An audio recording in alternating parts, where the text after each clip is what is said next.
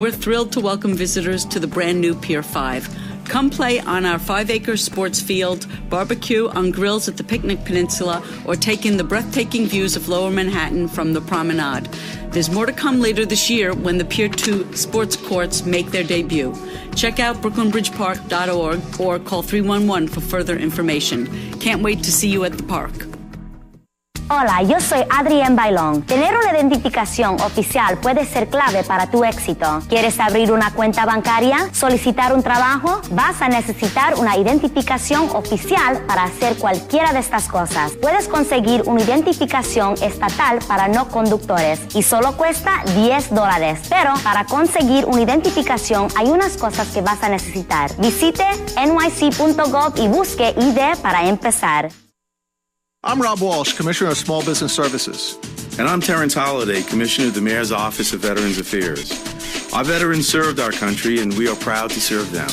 If you're a veteran or a veteran spouse looking for a job, stop by the Workforce One Veterans Center at 60 Madison Avenue in Manhattan, or at any of the 15 centers in all 5 boroughs. We work with businesses committed to hiring veterans, which means we have jobs for you. For more information, call 311 or visit nyc.gov. This is Mayor Mike Bloomberg. Remember to dial 311 for all New York City government services and information. Home is the one place we all expect to be safe, but each day over 1,000 New Yorkers report an incident of domestic violence. Hello, I'm Commissioner Yolanda Jimenez of the Mayor's Office to Combat Domestic Violence. Victims and their children don't have to suffer in silence. If you or someone you know is a victim of family violence, help is available 24 hours a day in all languages by calling 311 and asking for the New York City Domestic Violence Hotline. In emergencies, call 911. Hello, I'm Taxi and Limousine Commissioner David Yaski. Did you know that New York City taxicabs are required by law to take passengers anywhere in the 5 boroughs, or to Westchester or Nassau County, or to Newark Airport? In fact, a driver can't even ask where you're going before they accept the trip. So if a taxi driver refuses to serve you, call 311 or visit nyc.gov with the license or medallion number. With your help, the TLC is here to make sure you get where you need to go.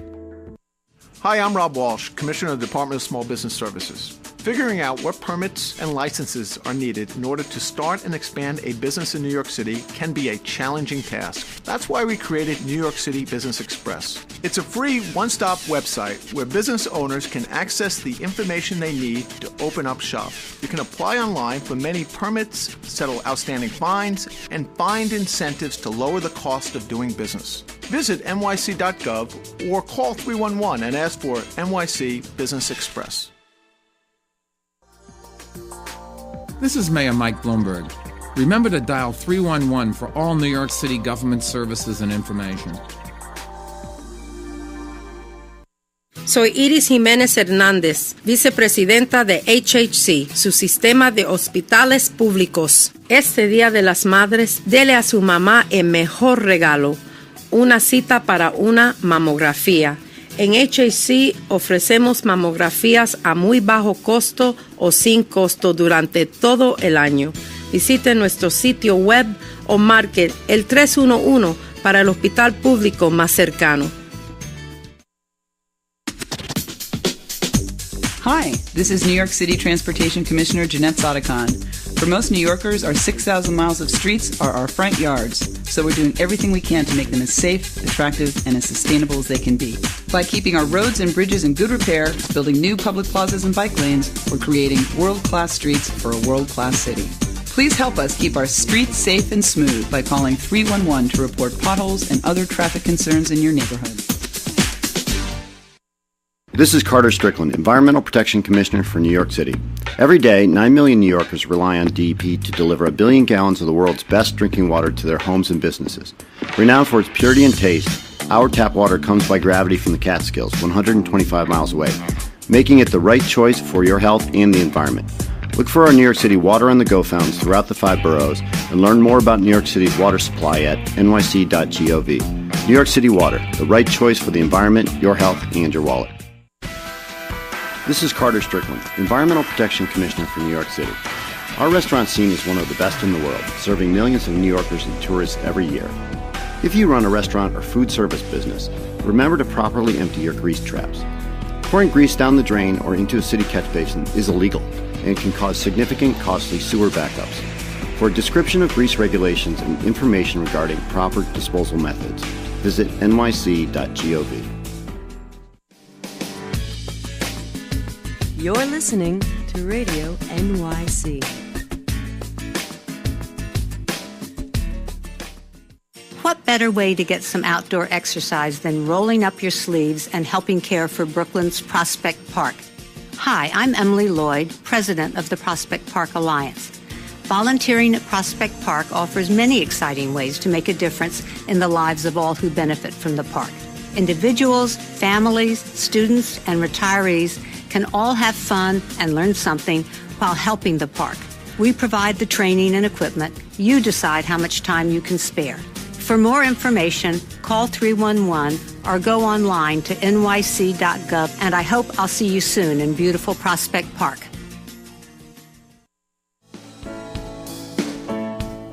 Hi, this is Sanitation Commissioner John Doherty. Please use street litter baskets for your candy wrappers, fast food containers, empty coffee cups, for everything except recyclables. Remember, never use litter baskets for garbage from your home or business. That's not what they are there for. Above all, don't litter. For more information on how you can help keep New York City clean, call 311. Let's work together to keep our streets clean. Hi, this is Vincent Schiraldi, Commissioner at the New York City Department of Probation. Did you know that state law prohibits unfair discrimination against job applicants with a criminal conviction? Did you also know that the city has taken special steps to ensure that job applicants with a criminal conviction are treated fairly? It's true. For example, there are many job postings where city agencies are prohibited from asking about an applicant's criminal history before or during the first interview. So don't let your past define your future. Consider applying for a job with the city or one of our hundreds of partners. To find out more about what this change in policy means for you, visit nyc.gov. Hi, I'm Rob Walsh, Commissioner of Small Business Services. If your small business was impacted by Hurricane Sandy, the city is ready to help. We have an emergency loan providing up to $25,000. We can also help businesses apply for federal assistance to up to $2 million. And there are other ways we can help. If your business has been displaced, we can set up free temporary space. And we could also assist in answering insurance questions or replace permits lost during the storm. For more information, go to nyc.gov, call 311, or visit a business solutions center located in any of the 5 boroughs. This is Mayor Mike Bloomberg. Remember to dial 311 for all New York City government services and information. Hi, I'm Seth Diamond, Commissioner of New York City's Department of Homeless Services. Homeless Services can connect you or someone you know who is at risk of homelessness to the DHS Home-Based Program, our one-stop for homelessness prevention, or one of our free law offices. We have over 30 service centers located in the 5 boroughs. To learn more about community-based prevention services that can help New Yorkers prevent eviction and avoid shelter, call 311 or visit nyc.gov. Hi, I'm Deputy Mayor Carol Robles-Roman. New York City is the safest big city in the nation, and we're leading a fight against human trafficking, a terrible crime where people can be forced or tricked into working in harsh conditions, often for no pay. If you are a victim or know someone who is, call 911. For more information, call 311 or go to www.nyc.gov. Let's call an end to human trafficking. This is Sanitation Commissioner John Doherty, reminding you to leash and pick up after your dog. Be considerate to your fellow New Yorkers when walking your dog in the street or in a park. Obey the Pooper Scooper law and avoid a $250 fine. If we all do our part, we can keep New York City clean. Remember, be a responsible pet owner and always pick up after your dog. I'm Kate Levin, Commissioner of the Department of Cultural Affairs. New York City is the creative capital of the world. Throughout the 5 boroughs, residents and visitors benefit from an extraordinary cultural community that includes more than 700 theater and dance companies, 650 galleries and museums, 96 orchestras, 24 performing arts centers, 5 zoos, 4 botanic gardens, and 1 aquarium. So take in an exhibition, see a performance, or visit a historic site. There's something for everyone, and it's all just around the corner.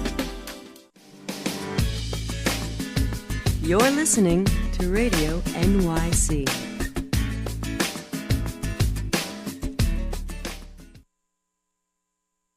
Hello, this is Commissioner Jimenez from the Mayor's Office to Combat Domestic Violence. People with disabilities are more likely to experience violence at the hands of an intimate partner. New Yorkers with disabilities should not feel alone. Support is available. In New York City, all victims of domestic violence, regardless of their language, immigration status, or disabilities, are offered services to help them regain control over their lives. If you or someone you know is being abused, please call 311 for help. Hi, this is Dr. Tom Farley, New York City's Health Commissioner. One thing that all New Yorkers can do for their health is to know their HIV status. If you've had sex, even once, you should get tested for HIV. If you're HIV positive, you can get medical care to help you feel better and live longer. If you're HIV negative, you can stay that way. Your regular healthcare provider can give you an HIV test. Free HIV tests are also available at health department clinics in all 5 boroughs. For clinic locations and hours, call 311 or visit nyc.gov. Hi, I'm Adrienne Bailon. Having an official ID is one of the keys to success. Want to open a bank account? Apply for a job? Register for college soon? You'll need an official ID to do any of these things. Don't drive? Don't worry. You can get a non-driver state ID, and it only costs about $10. But in order to get an ID,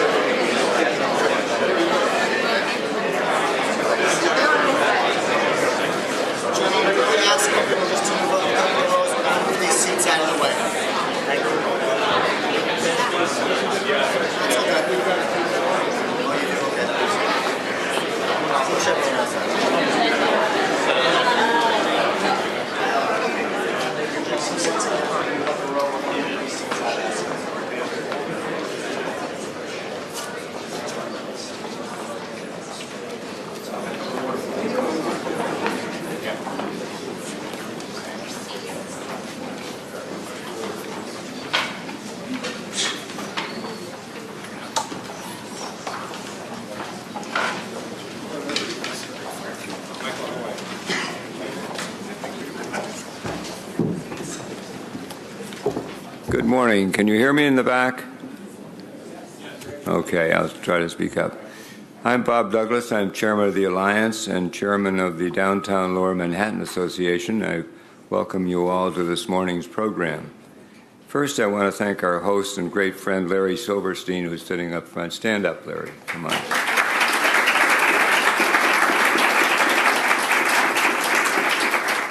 His love of Lower Manhattan is a legend. Larry, you leased the entire property at one point in your life, and you looked down, 2 weeks later, and it was destroyed. I guess you couldn't look down on it at that point, but it was an amazing history since then.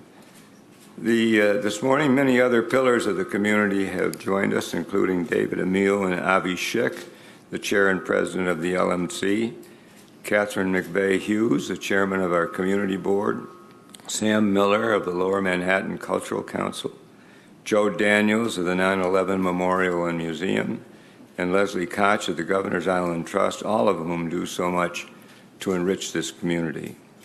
I want to acknowledge a number of city officials who joined us this morning. First and foremost, because he regulates us, is Robert Walsh, the Commissioner of the Department of Small Business Services, whose support for bids has been invaluable, believe me. Janet Sadakan, Transportation Commissioner, whose vision has reshaped the city's streets, and I've narrowly escaped being killed by a bicycle the other day, but I'm still all for her program. Deputy Mayor Bob Steele, whose wise and steady hand helped create a thriving environment here in New York for business in the city, and Deputy Mayor Patty Harris, who just seems to be everywhere. Everywhere I turn around is Patty Harris. I'm delighted. Other commissioners here today include Robert Dorr of Human Resource Administration, Edna Wells-Handy of Ad Services, who keeps the gears of government running smoothly, Sal Casano. Where are you, Sal? Oh, hi, Sal, who looks after us as our fire commissioner. And finally, our police commissioner, Ray Kelly, who works hard for all of us to keep us safe in so many different ways. We appreciate it very much, Ray. Their efforts are appreciated by everyone in this community, and we thank you. Gathering here in this magnificent state-of-the-art building, one cannot help but feel the resonance of the tragedy that marred that beautiful September day 12 years ago, a day that scarred our hearts forever. Looking around today, however, the duties of mourning are lightened by abundant evidence of our greatest triumph. The best repudiation of the evil that struck on 9/11 is that life, love, business, and commerce fill our streets today. The story of a vibrant Lower Manhattan has deep roots. It was a vision of our friend David Rockefeller more than 50 years ago that set us on the path to renewal and an exciting future. David found a great spiritual partner and friend in Mike Bloomberg. For the last 12 years, our mayor has embraced the vision of Lower Manhattan as a model 21st century central business district. He's committed his administration's resources and imagination towards attaining this goal. The now iconic clock in the mayor's bullpen is counting down the last 110 days of his historic mayoralty. We're grateful for his stewardship of our entire city and his enduring commitment to the continuing renewal of Lower Manhattan. I'm very proud and honored to introduce him to you today, Mayor Michael Bloomberg.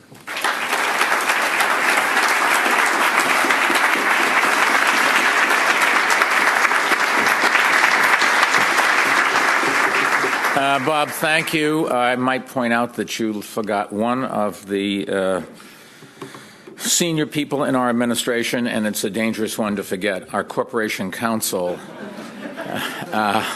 Corporation Counsel has 700 lawyers, all of whom are filing suit against you personally tomorrow morning.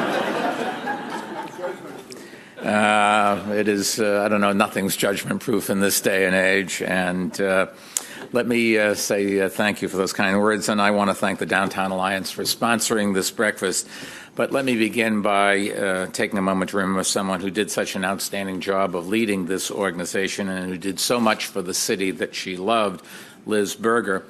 Liz was a passionate believer in Lower Manhattan and in its future through both good times and bad times. And last year, after Hurricane Sandy hit, Liz played a crucial role in helping the downtown community get back on its feet, in part by creating a loan and grant program for small businesses. And we all miss her energy, her drive, her commitment, but also her personality. She was a wonderful person that everybody loved, and she made an enormous difference in the city, and we really will miss her. But what we can do, as I kept saying yesterday to a number of family members on the plaza of the memorial, We can't bring back anybody, but we can build the future in their memory and do what they would have wanted to do if they had survived. And I commit that we will all do that to take what Liz was building and make it even better. And we will benefit from her good work for many, many years. We just have to make sure that we leverage her work and not just sit back and enjoy it. This morning is an opportunity for us to reflect on the progress we've made downtown and across our city since that tragic Tuesday morning when we suffered what I think it's fair to say is the most deadly foreign attack in U.S. history. And it is a chance to recommit ourselves to the work we've done to honor all those we've lost. This week's primary election day got me thinking about another primary election 12 years ago. It began in anticipation, but it was quickly drowned out in tears. When we awoke on September 12, 2001, we were a city in a state of total shock. The horror of the previous day was still just sinking in, and in the days that followed, the black pale that shrouded Lower Manhattan in darkness left us all in mourning and the future of our city in doubt. And as the wakes and funerals stretched on for weeks and months, many people wondered whether the final eulogy would be for the city itself. And at least we know now that that was not the case. There were so many questions about this city's survival back then.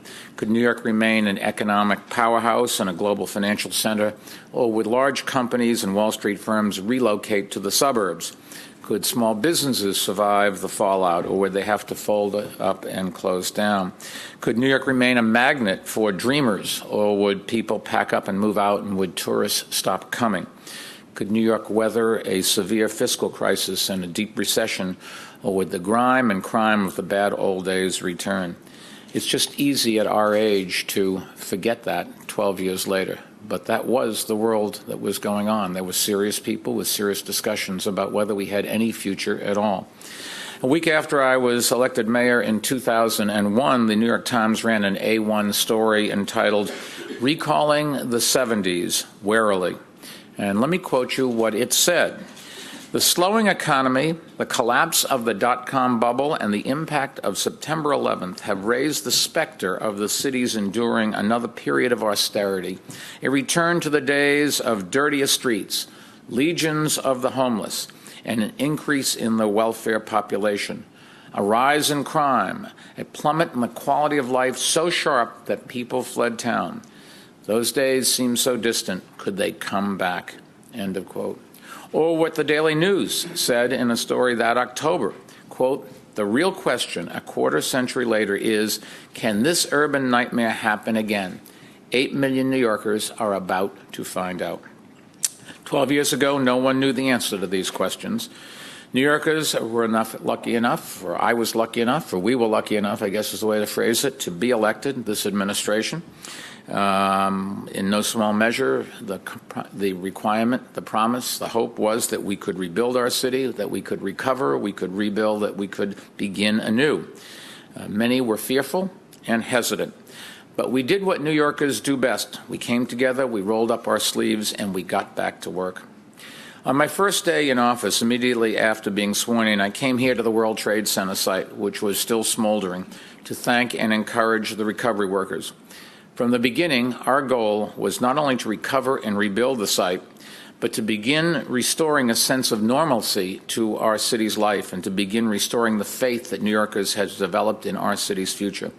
Today, I think it's safe to say, together, we succeeded beyond what anyone thought was possible. This morning, a stone's throw from here, parents lead their children by the hand to school. Commuters emerge from subways.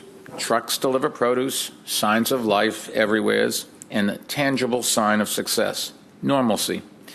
The overwhelming sense of anxiety that once filled the air here in Lower Manhattan and all across our city has been replaced by a sense of urgency and renewal. Of course, the everyday worries have long since returned, and that's a good thing. That's normal as well. But today, I think it's fair to say we can declare that the post-9/11 uncertainty is over. We will never forget those we lost. The memorial and the museum right here will help ensure that. And we must never forget the lessons of that day. Freedom is not free. We have young men and women around the world fighting to prevent what happened here 12 years ago. but we're always going to be attacked. There are always people who don't like the fact that here everyone can vote. Here everyone can say what they want to say. Here everyone can practice their religion the way they want to do so. But the time has come to recognize that our city has emerged from the shadow of 9/11 stronger than ever, and that we have entered a new era. It is an era that is not defined by 9/11 anymore, or the questions that followed it, or anything else in our past.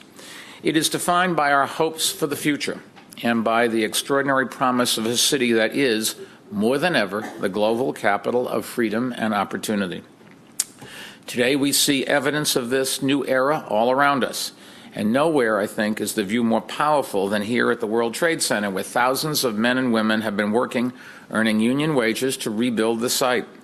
The 9/11 memorial pools, where the Twin Towers once stood, are a good global symbol of our spirit. They have already welcomed nearly 10 million visitors since they opened just 2 years ago.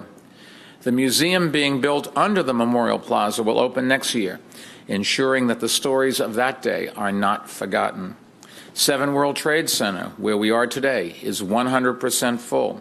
Later this year, 4 World Trade Center, the big building over there, will open its doors for business. And next year, 1 World Trade, right here, the tallest building in the Western Hemisphere, will open for business.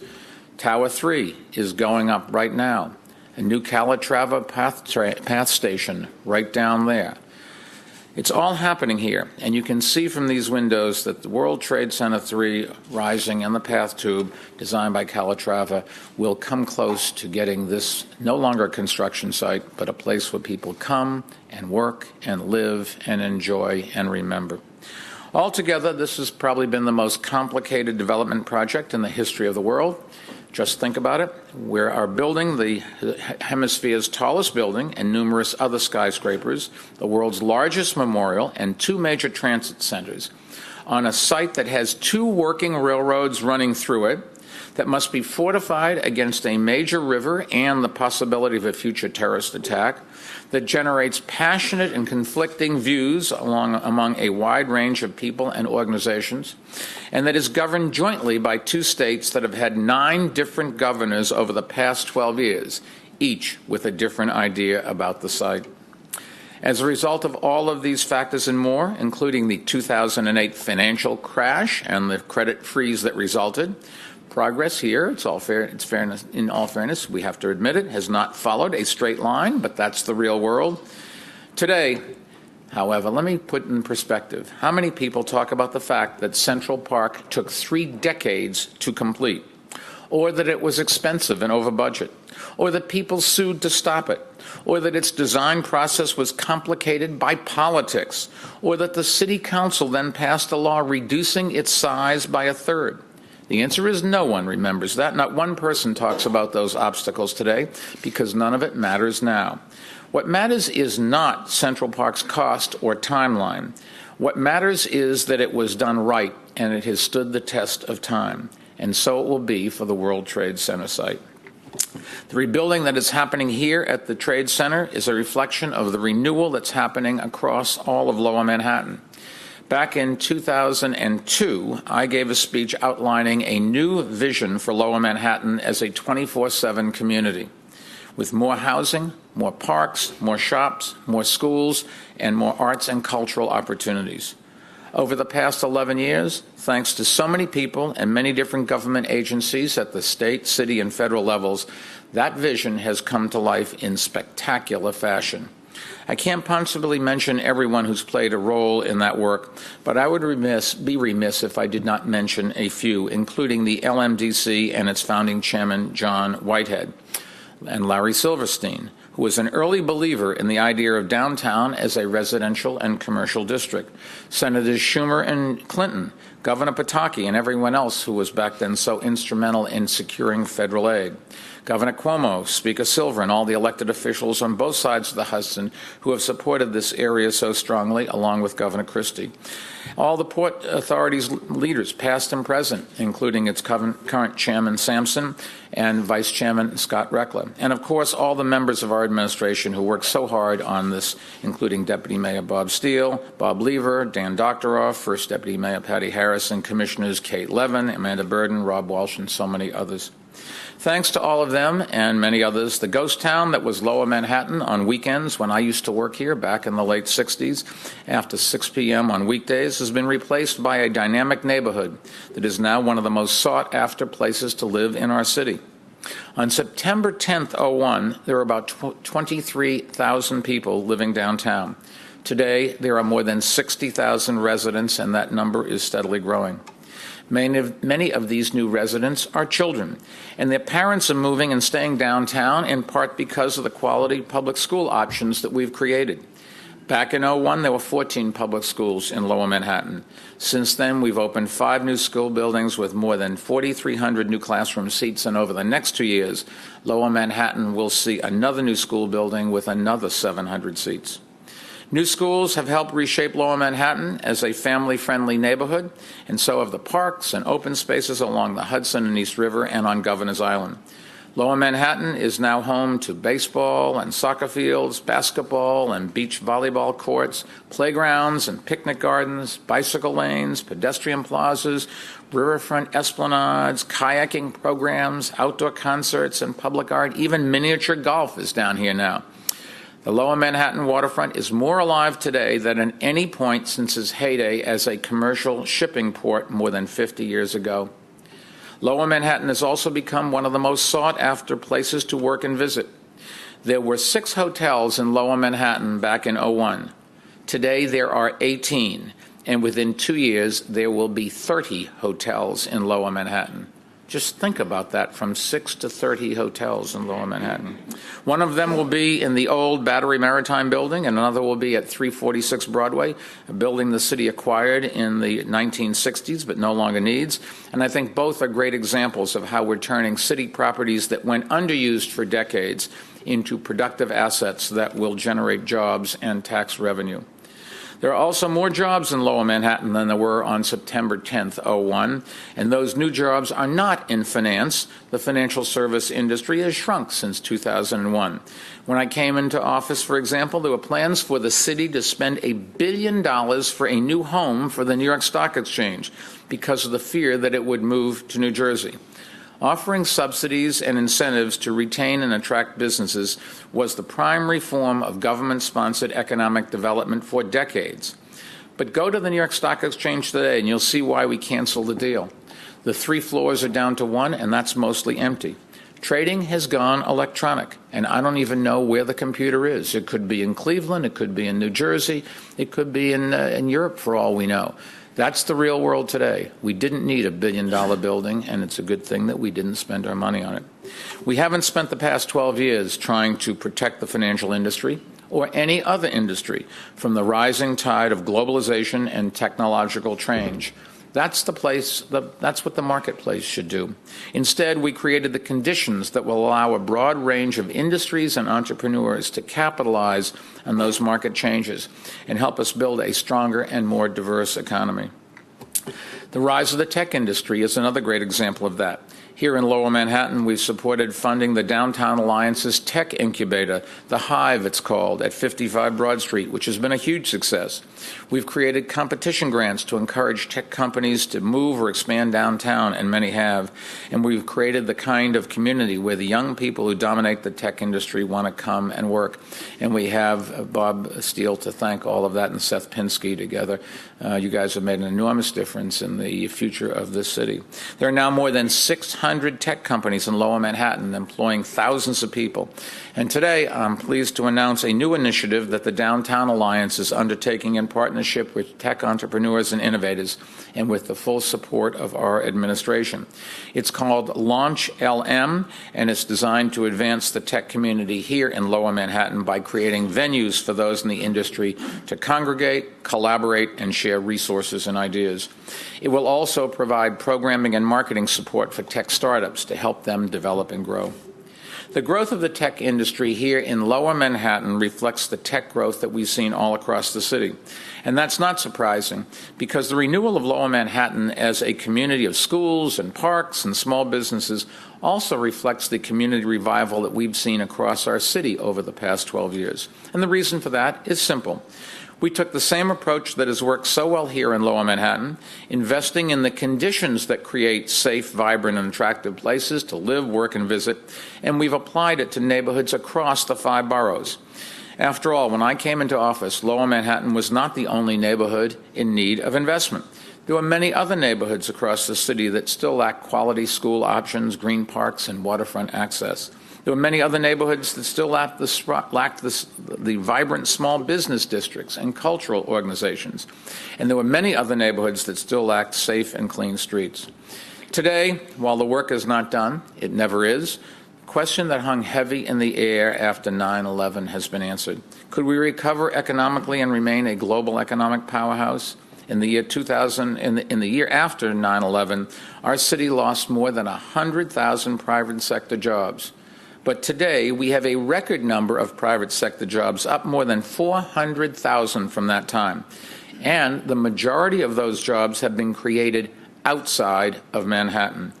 We not only remain a global financial capital, but more than ever, we are a global capital for tech, for tourism, fashion, film, arts, culture, higher education, healthcare, entrepreneurism of every kind.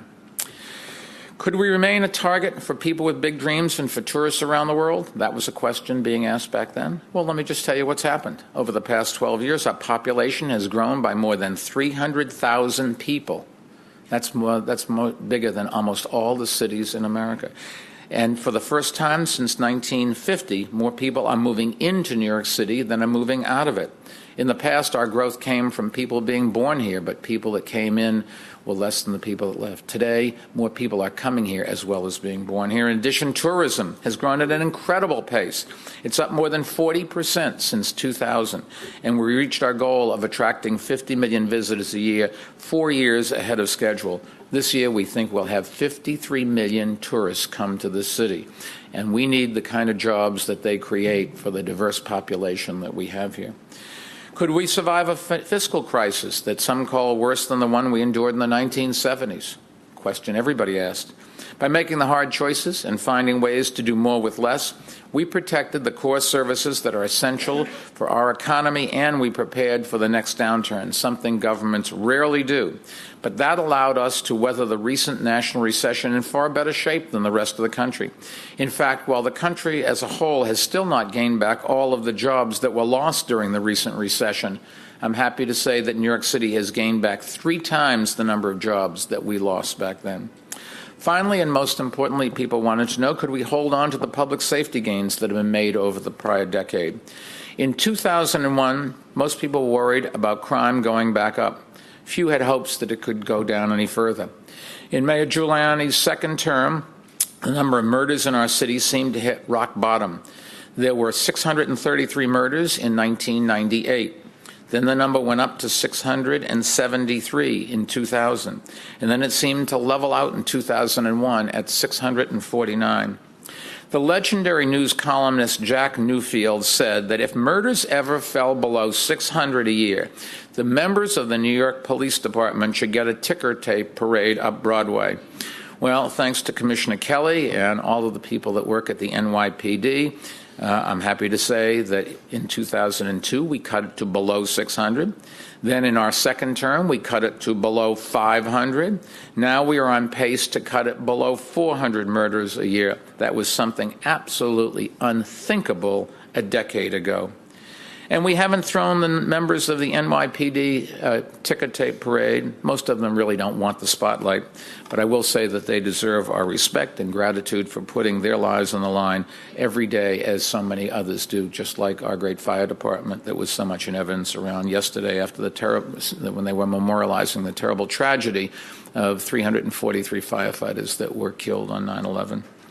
Our police officers have also helped us keep our city safe from terrorism. Thanks to the strong partnership the NYPD has forged with state and federal agencies, and thanks to investments we made in creating the largest, most sophisticated counterterrorism operation of any city in the world, that's what's keeping us safe. That's what we have to continue. Of course, our city does remain a prime target for terrorists. It represents everything about the United States to people around the world, as Commissioner Kelly explained just earlier this week. And the work of protecting against future attacks we all know will require continued vigilance. That's the message of 9/11. For instance, you should know we hammered out a very comprehensive security plan with the Port Authority for the redeveloped World Trade Center, which we think will protect it, while also allowing it to become the center of a great new commercial district, fully integrated into the neighborhoods that surround it. In the months and years ahead, it's crucial that all parties continue working together to ensure the safety of Lower Manhattan. And across the city, it's critical that we continue investing in counterterrorism operations that are guided by the bounds of the law. The threat we continue to face is not abstract, and it's not going away. The truth is, we've answered the questions about New York City's post-9/11 future, but only for now. Because the day that we believe that our progress is inevitable, the day we take our safety and our security for granted, the day that we believe that the past cannot repeat itself, is the day those questions will return. Now, of course, our job is not only to avoid the mistakes of the past, but to anticipate the changes of the future. Hurricane Sandy dealt us a terrible blow in many communities in our city, including here in Lower Manhattan. And as part of Plan YC, we have been working to make our city more resilient, but Sandy certainly raised the bar and increased the level of urgency. In June, if you remember, we released a detailed blueprint for protecting all 5 boroughs from the increased likelihood of extreme weather events, from building dunes and levees and localized surge barriers to building what we call Seaport City here in Lower Manhattan. There's an enormous amount of work that remains ahead. It won't be easy, but I think it's fair to say we've laid the groundwork for success and for making New York City a global leader in resiliency. And whether it is extreme weather or terrorism or crime or a national recession, we can never forget the lessons that we have learned. The future is not preordained. It is ours to shape and to strengthen as best we can. That's what we've been doing for the past 12 years. That's what we will keep doing for the next 110 days. And then it will be up to a new administration and all of you to keep our progress going so that we can keep making this great city of ours even greater. God bless America, and thank you very much.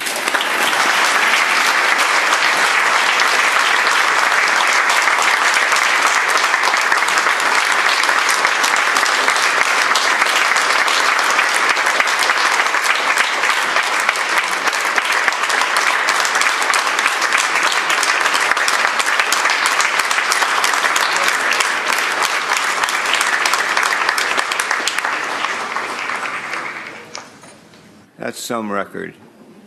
Thank you, Mr. Mayor, for you and your administration's commitment and dedication to this great city.